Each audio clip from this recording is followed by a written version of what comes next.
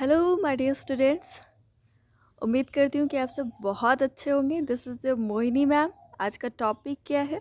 Hypothesis. आज हम लोग हाइपोथेसिस शुरू करने जा रहे हैं। आपने रिसर्च के स्टेप्स पढ़ लिए हैं, फॉर्मूलेशन ऑफ रिसर्च पढ़ लिया है, ठीक है। आज हम लोग जानने जा रहे हैं कि हाइपोथेसिस क्या होता है, ठीक है। आपने जब रिसर्च के स्टेप्स पढ़े थे तो आपने पढ़ा था कि सबसे पहले हम लोग क्या करते हैं, सिलेक्शन ऑफ सब्जेक्ट करते हैं या अपने विषय का चुनाव करते हैं। उसके बाद हम रिव्यू ऑफ लिटरेचर करते हैं, यानी कि संबंधित साहित्य का अध्ययन करते हैं। उसके बाद हम कैपेबल हो पाते हैं कि हम अपनी इकाइयों का निर्धारण करें और उसको स्पष्ट करें, यानी कि determination and defining of units, ठीक है। ये 3 चीज़ें जब हम कर लेते हैं उसके बाद हमारी बन पाती है हाइपोथेसिस, यानी कि परिकल्पना या उपकल्पना, है ना। इन सभी के बाद हमारी उपकल्पना का निर्माण हो पाता है। तो उपकल्पना का निर्माण करते हुए भी हमें काफ़ी चीज़ों का ध्यान रखना पड़ता है ना। उपकल्पना के भी बहुत सारे टाइप्स होते हैं। तो बहुत सारी चीज़ें हैं उपकल्पना वाले टॉपिक में भी या हाइपोथेसिस के टॉपिक में भी बहुत सारी चीज़ें हैं जिसको हम 2 पार्ट्स में कवर करेंगे। आज हम ये समझने की कोशिश करेंगे कि उपकल्पना क्या होता है ना? बहुत सारे सोशियोलॉजिस्ट ने उपकल्पना की डेफिनेशन दी है। उसके सहारे हम समझेंगे कि उपकल्पना क्या होती है और ये डेफिनेशंस बहुत ज़्यादा इम्पॉर्टेंट है आगे चल के, या हो सकता है अगर अभी एमसीक्यूज़ पैटर्न पे एग्ज़ाम होता है आपका, तो अभी भी, है ना, ये सारी चीज़ें पूछी जा सकती हैं आपसे। इससे पहले आपने फॉर्मूलेशन ऑफ रिसर्च टॉपिक पढ़ा था ना। अम, हिंदी में कहते हैं विषय समस्या का सूत्रीकरण पढ़ा था ना, शोध समस्या का सूत्रीकरण। तो उसमें देखा था आपने एक रिसर्चर ने कितनी सारी मेहनत की, है ना।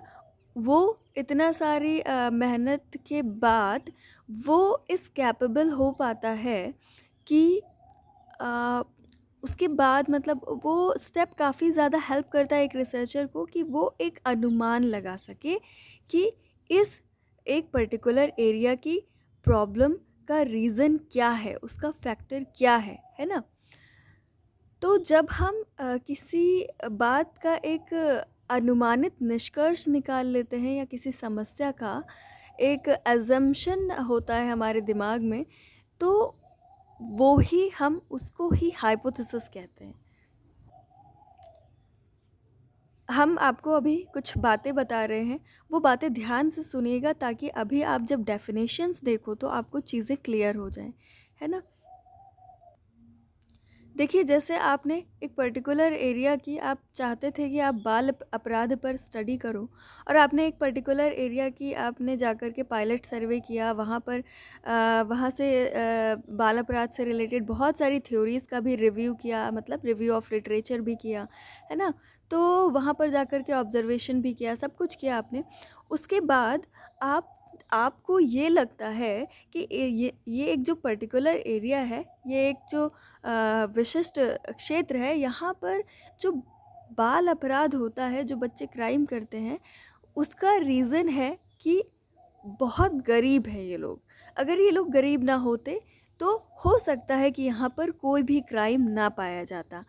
तो आपने क्या किया, अब आपका हाइपोथेसिस बन गया कि जो गरीबी है, गरीबी की वजह से ही बाल अपराध होता है। आपने क्या किया, ये एक आपने निष्कर्ष निकाल लिया अपने शुरुआती दौरे से, शुरुआती अध्ययन से, जहाँ आपने फील्ड में उतना ज़्यादा डीप स्टडी नहीं किया, सर्वे वगैरह कुछ भी नहीं किया, बट आपने ऑब्जर्वेशन किया, वहाँ पर अग्रगामी सर्वेक्षण किया, पायलट सर्वे किया, जो कि आप अभी पढ़ चुके हो ना फॉर्मुलेशन ऑफ रिसर्च में कि क्या होता है ये सब। तो इस आधार पर आपको लगता है कि वहाँ पर जो क्राइम होता है बच्चों में, उसका रीज़न क्या है कि वो लोग बहुत पुअर हैं। तो आप अब क्या करोगे, उस एक पर्टिकुलर एरिया की सोशल रियलिटी को जानने के लिए इसी एक स्टेटमेंट पर काम करोगे, है ना। ये जो एक स्टेटमेंट है, ये आपको गाइड करेगा कि आप किस तरीके से आगे बढ़ो, आप किस डायरेक्शन में आगे बढ़ो। आपको डायरेक्शन मिल गया है कि उनकी पॉवर्टी एक वेरिएबल हो गया और उनका क्राइम दूसरा वेरिएबल हो गया। तो इन दोनों में कॉज एंड इफ़ेक्ट रिलेशनशिप, कार्य कारण संबंध ढूँढो कि क्या सच में एक दूसरे की वजह है ये या नहीं। तो इसी को आप ढूँढते हुए रियलिटी तक पहुँचोगे। अगर आप साबित हो जाते हो कि आपका एजम्पशन सही है, तो आपकी जो हाइपोथेसिस थी कि बाल अपराध गरीबी की वजह से होता है, ये वैलिड प्रूफ हो जाएगी, यानी कि ये वैध साबित हो जाएगी। अगर ये हाइपोथेसिस सही साबित नहीं होती है, उनके क्राइम की वजह कुछ और निकल कर के आ जाती है, मान लो अशिक्षा निकल कर के आ जाती है, तो क्या होगा?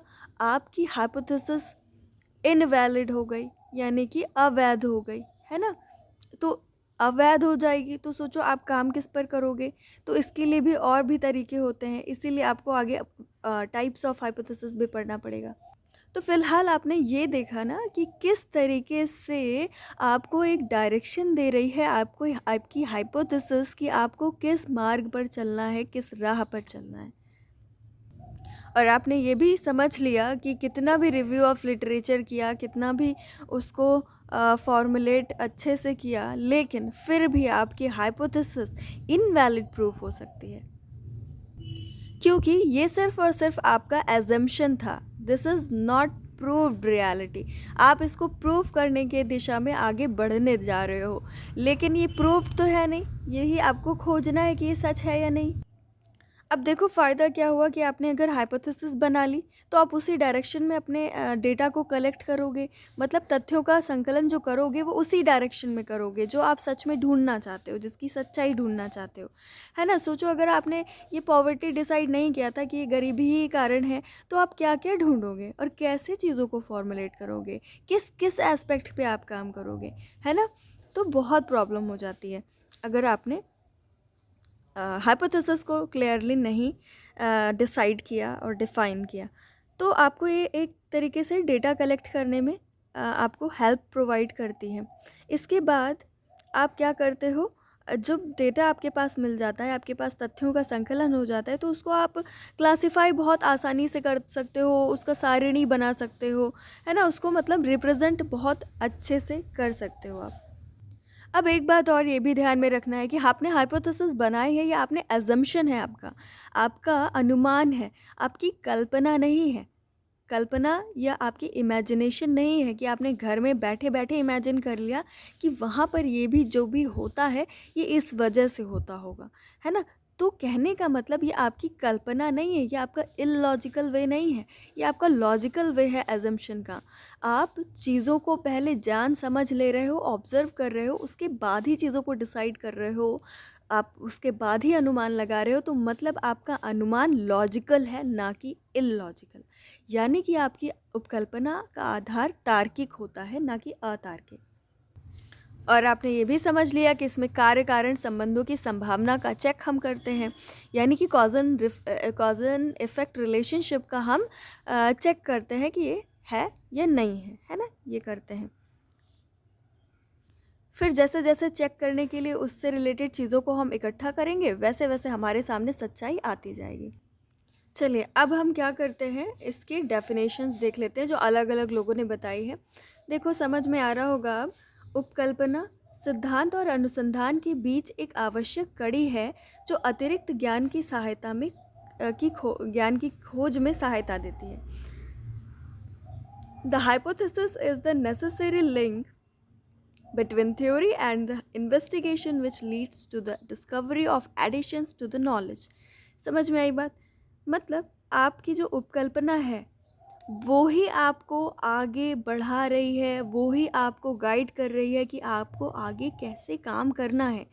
तो आपकी उपकल्पना, जो सिद्धांत है और जो आपका रिसर्च वर्क है, उन दोनों के बीच में एक आवश्यक कड़ी के रूप में काम करती है, एक लिंक की तरह काम करती है ना? एक नेसेसरी लिंक है आपकी हाइपोथेसिस, जो क्या करती है, आगे अगर वैलिड प्रूफ हुई तो क्या करती है, आपको आपके अतिरिक्त ज्ञान में की खोज में सहायता देती है।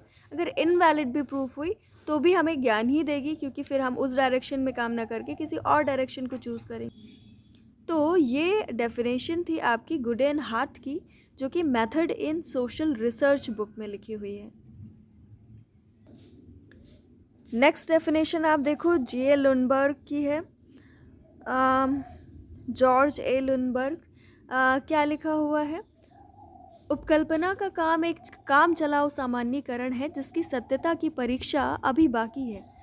सामान्यीकरण एक काम चलाओ मतलब कि अभी जिसको हमें रिसर्च करके प्रूफ करना है कि वो सही है कि नहीं।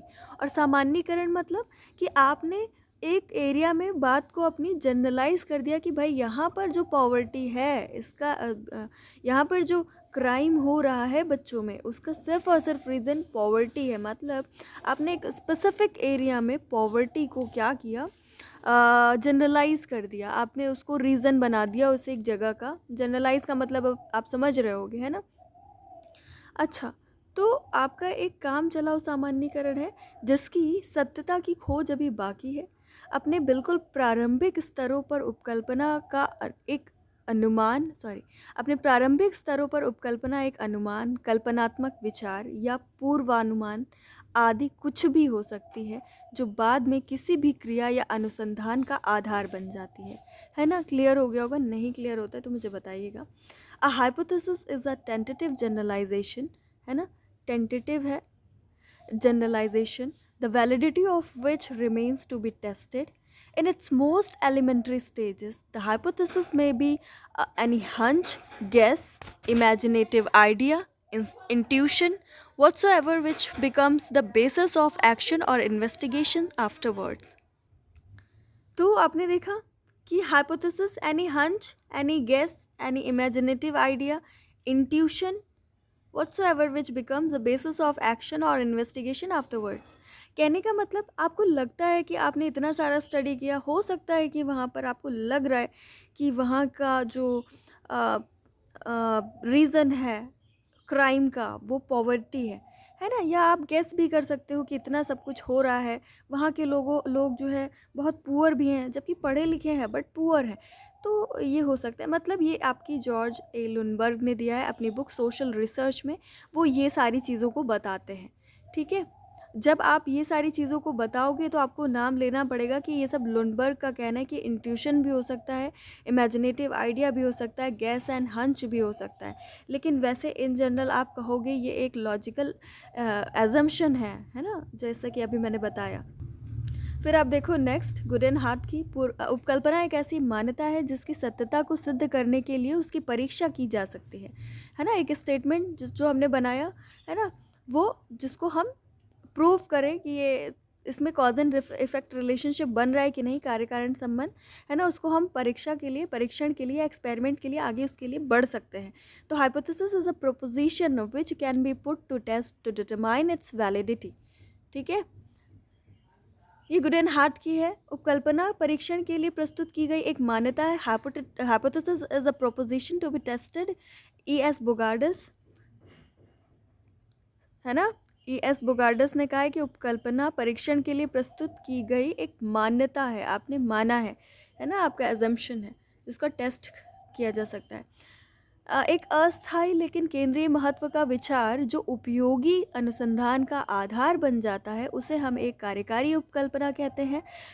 प्रोविजनल सेंट्रल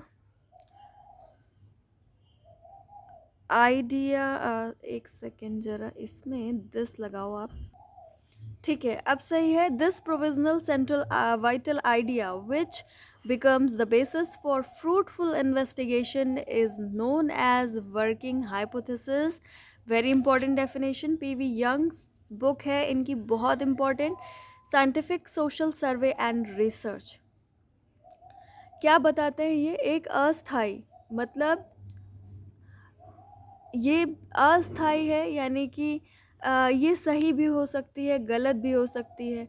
केंद्रीय महत्व मतलब यही एक ऐसी चीज़ है जिस पर हम काम कर रहे हैं, हमारे पास और कुछ भी नहीं है, तो इसका जो है सेंट्रल आइडिया है ये हमारे काम करने का, ठीक है? जो हमारे रिसर्च का एक बेस बन जाता है, इसको ही हम हाइपोथेसिस कहते हैं, है ना? तो समझ गए आप लोग? अगर आपको नहीं समझ में आता है कुछ भी तो मुझे कमेंट में ज़रूर बताइएगा। अभी हम आगे बढ़ने जा रहे हैं। ठीक है, आगे हम क्या पढ़ेंगे कि क्या क्या कैरेक्टरिस्टिक्स होते हैं एक हाइपोथेसिस के। ठीक है, तो फिलहाल यहाँ पर आपने देखा कि उपकल्पना एक रिसर्चर के लिए, एक शोधकर्ता के लिए गाइड की तरह काम कर रही है, एक निर्देशन देने वाले की तरह काम कर रही है, जो उसको इधर उधर भटकने से बचा रही है और उसको एक सही राह पर ले जा रही है कि ऐसे करके इसी डायरेक्शन में हमें रिसर्च करना है और उसे रियलिटी तक ले जा रही है ना। अब वो वैलिड भी प्रूफ हो सकती है, इनवैलिड भी प्रूफ हो सकती है, इसीलिए कभी कभी हाइपोथेसिस को वर्किंग हाइपोथेसिस भी कह दिया जाता है, कार्यकारी उपकल्पना। अब उपकल्पना की कुछ विशेषताएं देख लीजिए, उसके बाद हम नेक्स्ट वीडियो में बहुत इंपॉर्टेंट टाइप्स ऑफ हाइपोथेसिस पढ़ेंगे, उसकी क्या लिमिटेशंस होती हैं, क्या इंपॉर्टेंस होते हैं और क्या क्या सोर्सेस होते हैं जिसकी हेल्प से हम हाइपोथेसिस बना सकते हैं, है ना। तो ज़रा आप मुझे अभी कमेंट करके बताइए, scientific social survey and research book किसने लिखी है, कमेंट करके, है ना। ज़रा देखूँ कि आप लोग पार्टिसिपेट कर रहे हो इस वीडियो में कि नहीं, है ना।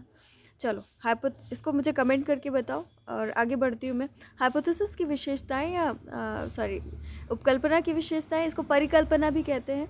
कैरेक्टरिस्टिक्स ऑफ हाइपोथेसिस, इसमें पहला पॉइंट लिखा हुआ है क्लैरिटी, स्पष्टता होनी चाहिए।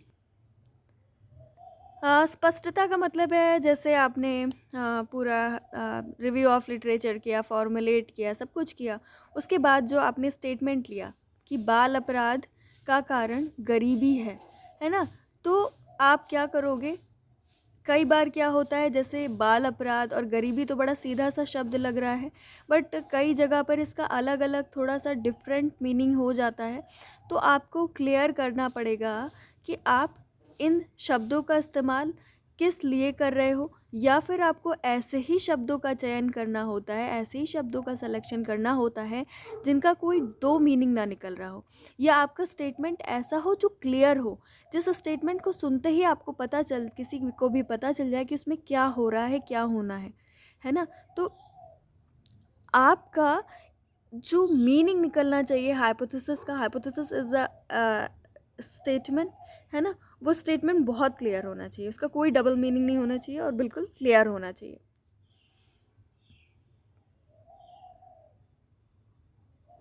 उसके बाद जैसे देखो, आपने कोई हाइपोथेसिस बनाए और उसके बाद जैसे उसमें गरीबी शब्द आ रहा है, और जब गरीबी के बाद आप उसमें आगे काम करोगे, मतलब गरीबी ये सब चुनाव करने के बाद जब उसमें काम करोगे आप आगे, तो उसमें जो गरीबी शब्द का इस्तेमाल करोगे उसका वही मीनिंग लेना है जो आपने हाइपोथेसिस बनाते वक्त जो उसका मीनिंग लिया था, है ना।